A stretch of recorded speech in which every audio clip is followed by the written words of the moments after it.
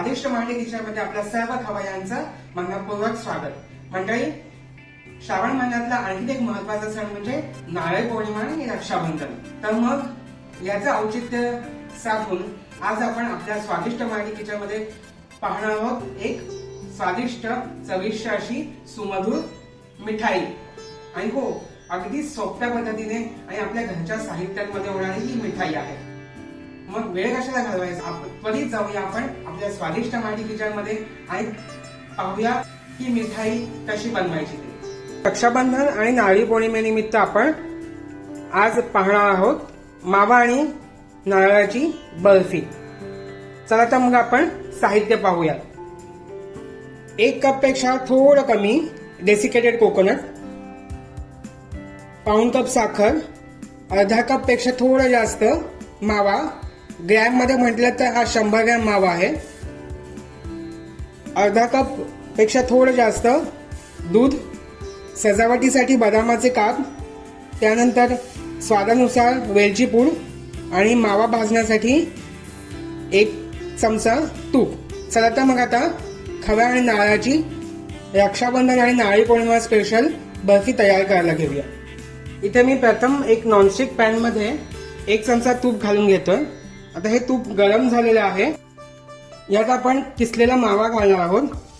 एक लक्षात ठेवायचं आहे, मावा चांगला किसून घ्यायचा आहे. त्यात कुठल्याही गुठळ्या राहू द्यायच्या नाहीये. मावा परतताना गॅसची फ्लेम एकदम लो असायला हवी.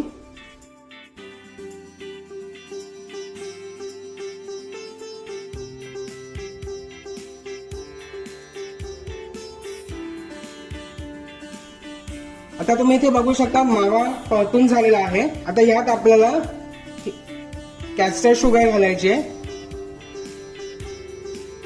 मी थोडी साखर बाजूला काढून ठेवतोय. आता हे चांगलं मिश्रण साखर विरघळेपर्यंत मिक्स करून घ्यायचं.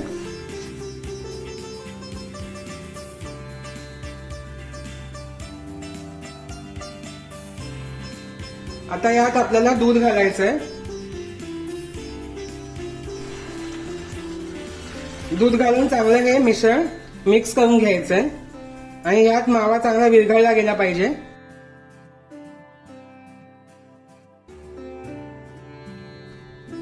पहा, इथे अगदी 15 ते 20 सेकंदातच मावा चांगला दुधामध्ये विरघळला गेलेला आहे. आता यात आपण हे डेसिकेटेड कोकोनट घालणार आहोत. एक लक्षात ठेवायचं, हे सगळं मिश्रण परतत असताना आपल्याला गॅस अगदी लो फ्लेम वरती अगदी बारीकच ठेवायचं आहे.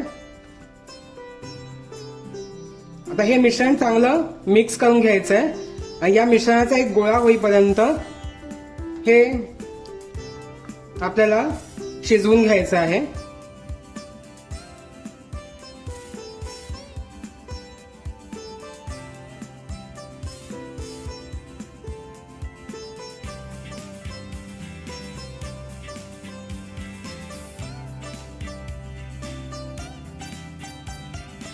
आता तुम्ही इथे पाहू शकता 5 मिनिटांनंतर अगदी ह्याचा गोळा व्हायला सुरुवात झालेली आहे.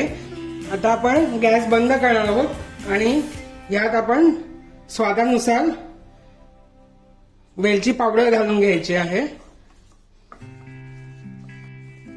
आणि इथे आपण आता बर्फी सेट करायला घेऊया. हा बर्फी ट्रे आहे, थोडंसं तूप लावून घेतलेलं आहे. आता हे सर्व मिश्रण आपण या बर्फी ट्रे मध्ये घालून ही बर्फी सेट करून घेऊया.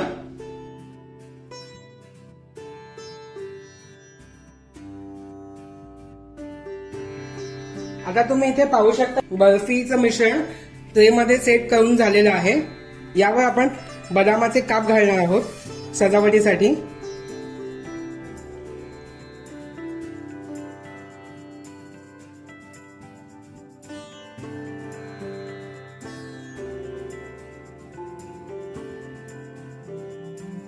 आता ही नारळाची बर्फी 1 तास चांगली सेट झालेली आहे आणि आता आपण याचे काप करून घेऊया.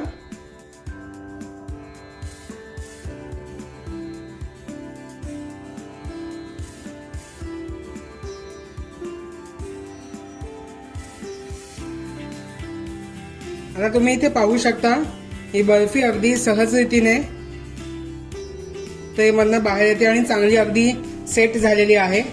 पहा किती अगदी आकर्षक बर्फी दिसते. आता ही आपण सर्विंग प्लेटमध्ये काढून घेऊया. आपली नारळी पौर्णिमा आणि रक्षाबंधन विशेष मावा आणि खोबऱ्याची बर्फी इथे तयार आहे. चला तर मग याचा आता आपण आपल्या आप्तेष्टांबरोबर आस्वाद घेऊया.